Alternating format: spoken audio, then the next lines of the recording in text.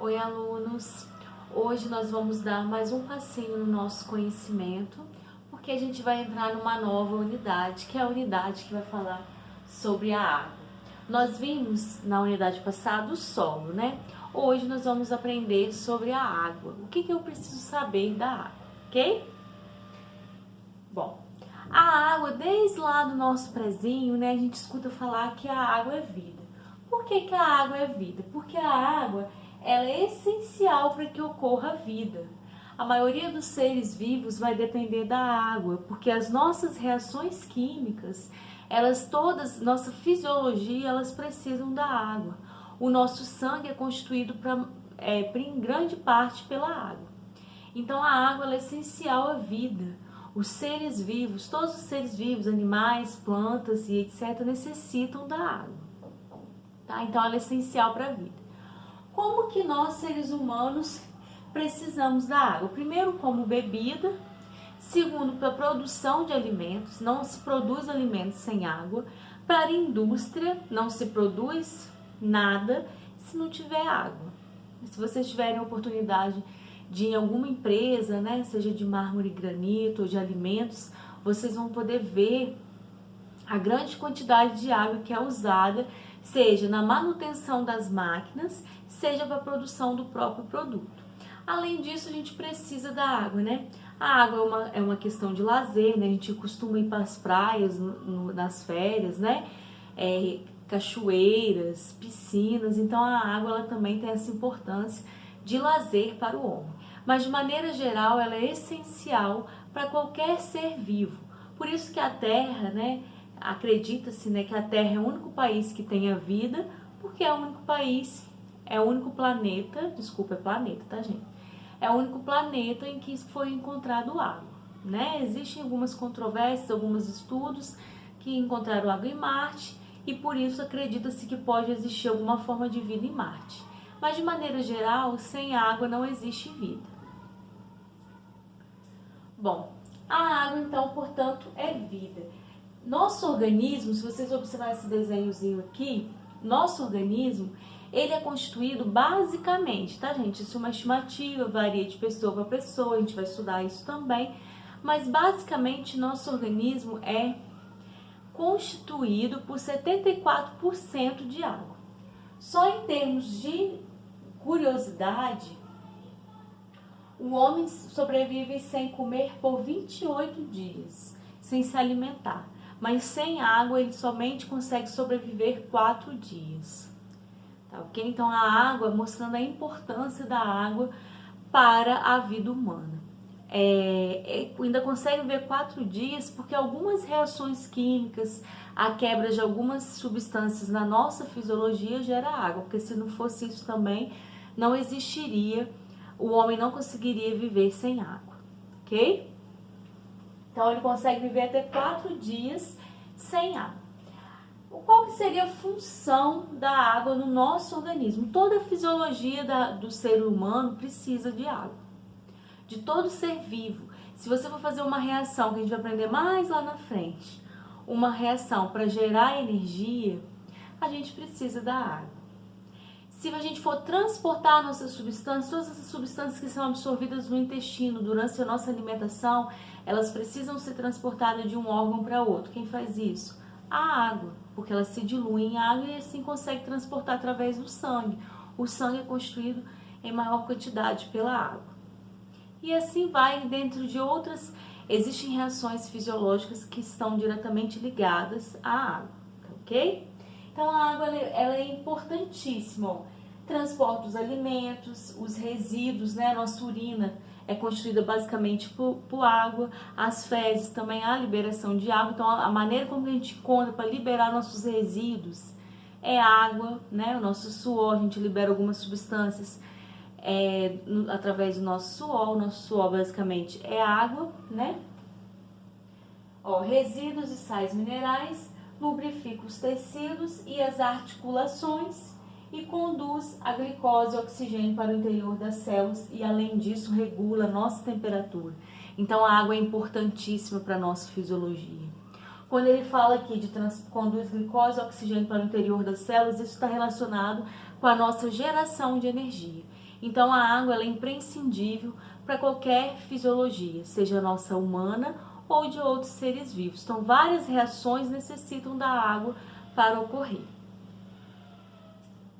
Bom, qual seria então a distribuição de água no planeta? Primeiro a gente tem que entender, quando a gente estudou o solo, nós estamos na crosta terrestre, né? Então quando a gente estudou o solo, a gente viu que a água, que as camadas de rocha, o relevo, constituía a região da litosfera da crosta terrestre. Agora a gente está entrando numa outra região, que é a região que é a hidrosfera, onde estão todas as massas de água que compõem o planeta. Então, os oceanos, rios, lagos. Então, a gente está na hidrosfera, que é a parte de água que compõe o planeta Terra, ok? Então, qual seria a distribuição de água, né? No planeta Terra, a gente pode encontrar água na forma salgada e na forma doce, né? Por que o oceano as águas são salgadas? Porque todos os rios, eles desembocam nos oceanos, né?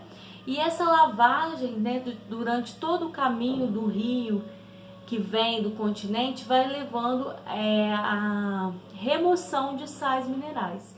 Então, quando essa água ela chega lá no oceano, para desembocar no oceano, ela está rica em sais minerais e por isso ela é doce, principalmente sais de sódio e cloro que compõem o NaCl, que é o nosso cloreto de sódio, que é um sal propriamente dito, ok?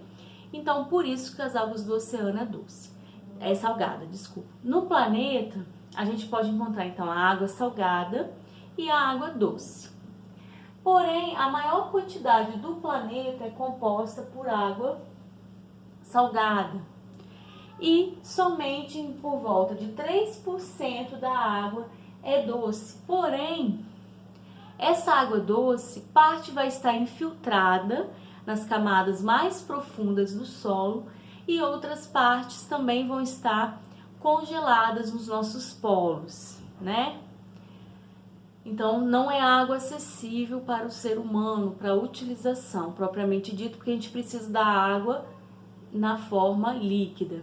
Então, o que isso chama atenção para a gente? Porque pouquíssima quantidade de água vai estar disponível para nossa utilização.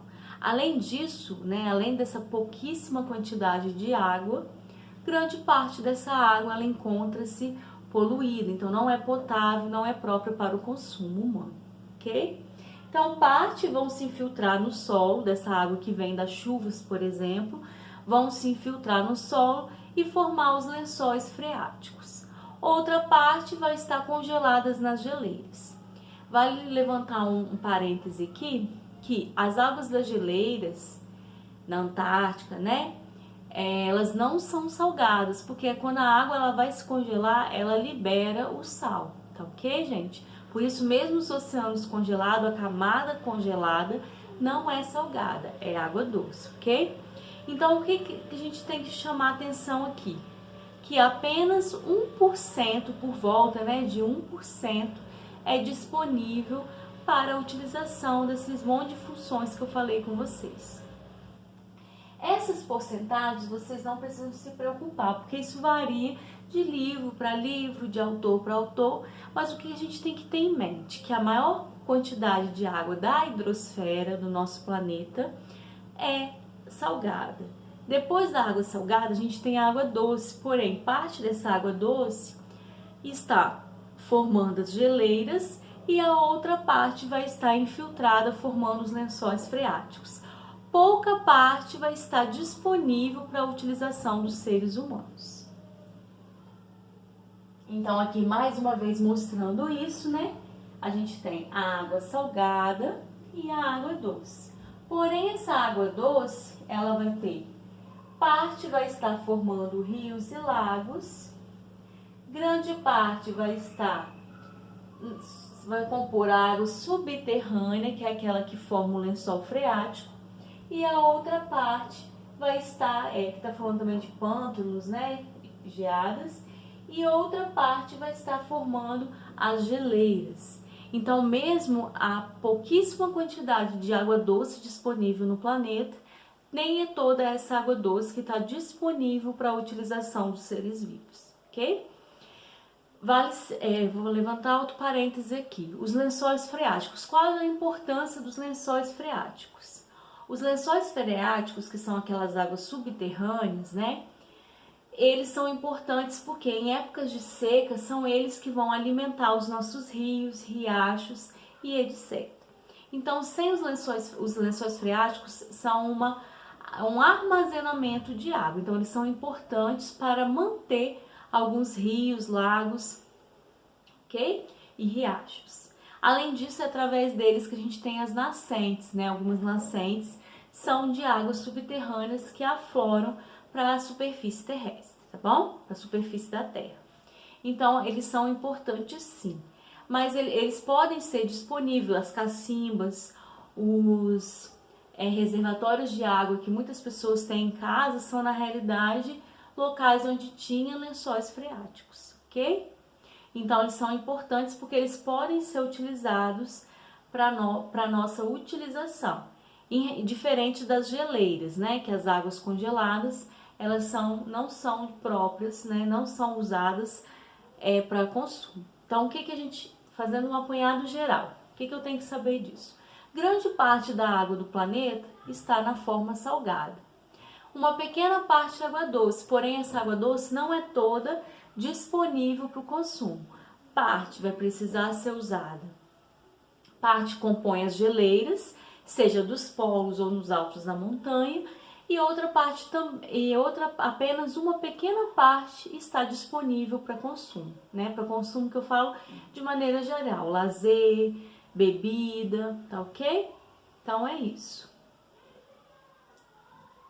Bom, agora vamos para a parte química da molécula de água. Todas as substâncias químicas existentes no planeta, eles necessitam da água, são formadas, por elementos químicos. E a água, por ser uma substância, ela também vai ser formada por elementos químicos que a caracterizam, porque se eu mudar algum elemento químico ali da molécula de água, ela não vai ser mais água, vai ser uma outra substância, ok? Então, como que é a molécula química de água? Ela é chamada de H2O. Mas o que isso quer dizer? Dentro da química, o H representa o elemento químico hidrogênio e o oxigênio. Então, a molécula de água é formada por 2 átomos de hidrogênio, por isso que é H2, embaixo aí, e o O, que é um átomo de oxigênio. Então, ao todo, a molécula de água ela vai ter 3 átomos, 2 de hidrogênio e 1 de oxigênio. Tá ok? Por isso que a molécula de água é H2O. Aí vocês vão me perguntar, mas e aquela marca de água que a gente compra que tem sabor de limão? Ali, a água, por ela estar, o gás que eles põem ali é chamado hidrogênio. Então, para gaseificar, eles usam gases. Por isso que eles colocam HOH, tá bom? Não é assim igual que a gente fala, não, tá, gente? Vem outras substâncias misturadas para dar o gás daquela água, além de colocar o sabor, né, de limão ou de laranja, tá bom? Mas a fórmula química da água é H2O. Como que eu posso encontrar a água na natureza? Quais os estados físicos da água na natureza? A água ela pode ser encontrada na natureza na forma sólida, líquida e gasosa, que são os 3 estados físicos. Então aqui a gente tem o sólido, que é a água com gelinho, né? Que a gente consegue ver na nossa geladeira, que ela está no estado sólido. Depois a água normal que vem na torneira está no estado líquido. E a água no estado gasoso, que é a água do vapor de água, né? O que forma as nossas nuvens, que condensam, né? Por isso que forma as neblinas, que é a água que estava no estado gasoso, passa para o estado líquido, por isso que a gente não consegue enxergar quando está dirigindo, né? Uma pessoa que dirige, ok? Então a água ela pode ser encontrada nesses 3 estados físicos, que é sólido, líquido e gasoso. Bom, o que eu quero chamar a atenção aqui de vocês? Os exemplos. Se vocês observarem aqui, cada bolinha dessa representa um átomo. Como eu falei, a água é formada por várias moléculas de H2O. Então, quando a água está no estado de gelo, né, sólido, no estado sólido, ela vai estar, as moléculas dos H2O vão estar bem juntinhos e organizados, um do ladinho do outro. Por isso aqui também é uma organizadinha em cubo, né? Então, isso caracteriza o estado sólido. Por que que a substância tem um estado sólido? Porque suas moléculas estão bem ligadas e bem juntinhas e bem organizadas. Quando ela passa para o estado líquido, vamos imaginar o gelo, eu tirei o gelo da geladeira, estava no estado sólido, as moléculazinhas toda arrumadinha ali. Quando eu coloco o gelo em cima da pia, por que que ele começa a derreter? Porque ele está ganhando calor da atmosfera, né? Que é a nossa camada de gás da Terra. Nós estamos na hidrosfera, mas a atmosfera existe, que é a camada de gás da atmosfera. Então ele ganha calor. Quando ele começa a ganhar calor, essas moléculas de H2O que estão ali dentro do cubo de gelo começam a se agitar. Imagina se a gente tivesse todo mundo junto, começava um pular. Todo mundo vai começar o quê? A desgarrar. Então vão começar a se afastar um do outro. Com isso vão ficar mais afastadinhos e por isso então eu tenho o estado líquido, em que as moléculas elas estão um pouco mais afastadas devido ao ganho de calor. No estado gasoso, o negócio ainda piora mais. Quem estava balançando agora já está pulando. Então as moléculas de água começam a se pipocar mesmo dentro de uma panela. Imagine uma panela fervendo em cima de um fogão. Então as moléculas de água elas estão bem agitadas. Então elas começam a ficar mais afastadas, uma bate na outra, some, né? Então assim a gente tem um estado gasoso, em que as moléculas estão bem mais afastadas e totalmente desorganizadas. Então aquela arrumaçãozinha que tinha lá no estado sólido já não existe mais no estado gasoso, certo? Isso é muito importante a gente saber. Então, de uma maneira geral, as substâncias no estado sólido têm as moléculas organizadas e com pouco movimento. Então, são tudo lá, uma juntinho da outra, apertadinho dentro do cubo de gelo. Então, a gente tem um estado sólido. Com o aquecimento, que é o que? O ganho de calor, as moléculas se agitam e começam a se desorganizar, passando então para o estado líquido e o estado gasoso. No estado líquido, as moléculas vão estar um pouco mais afastadas e um pouco mais desorganizadas do que no estado sólido. Já no estado gasoso, elas vão estar totalmente afastadas e totalmente desorganizadas, certo? Bom, no estado gasoso, as moléculas estão totalmente desorganizadas e afastadas. No estado líquido, as moléculas estão pouco afastadas e parcialmente desorganizadas, porque já começou uma pequena agitação. Então, elas não mais estão assim, igual lá no estado sólido, mas elas já vão estar mais desorganizadas, mas não totalmente como no estado gasoso, tá? Isso é muito importante vocês entenderem. Então, quais são os três estados físicos da molécula de água? Sólido, líquido e gasoso. Sendo que no estado sólido, as moléculas de água elas estão organizadas e bem juntas. No estado líquido, elas estão parcialmente, de certa forma, desorganizadas e um pouco mais afastadas. E no gasoso, totalmente desorganizadas e totalmente afastadas. Ok? Isso é importante a gente estar sabendo. Bom, aqui só para a gente lembrar, por que uma molécula, uma substância, ela passa de um estado físico para o outro? Porque ela ganha ou perde calor. Então aqui, como eu falei, aqui você tem um estado sólido. Começa a ganhar calor, a molécula vai começar a desorganizar, se afastar e vai passar então para o estado líquido. Chegando no estado líquido, ela vai começar a receber mais calor e vai passar para o estado gasoso. Quando o retorno também acontece, tá, gente? Quando a gente tem uma molécula do estado gasoso, ela começa a perder calor, perder energia, ela vai começar a voltar a ficar mais juntas entre si, passando para o estado líquido. A mesma coisa para o estado líquido. Quando eu coloco um copo na geladeira, uma forma de gelo no congelador. Por que ele vira gelo? Porque a perda de temperatura, né, de calor, que lá dentro do congelador ela não vai ganhar mais calor, ela vai perder calor. Então as moléculas vão começar a ficar mais juntas e vão começar a se organizar, passando para o estado líquido. Então, só para vocês verem que eu entendi. Se vocês entenderem, quando eu passo do sólido para o líquido, as moléculas ganham ou perdem calor? Então, vamos lá, só para vocês verem. Elas ganham calor. A mesma coisa, quando passa do líquido para o gasoso, elas ganham ou perdem calor? Respondem aí. Elas ganham calor. Agora o contrário, quando eu passo do gasoso para o líquido, ela ganha ou perde calor? Hein? Respondem aí. Ela perde calor. Quando eu passo do líquido para o sólido, o que acontece? Elas perdem calor. Então, isso a gente tem as passagens de estados físicos das substâncias. Por isso que a molécula de água ela pode ser encontrada nos 3 estados físicos, ok? Então, isso é muito importante da gente entender. Bom, por hoje é só. Eu agradeço a atenção.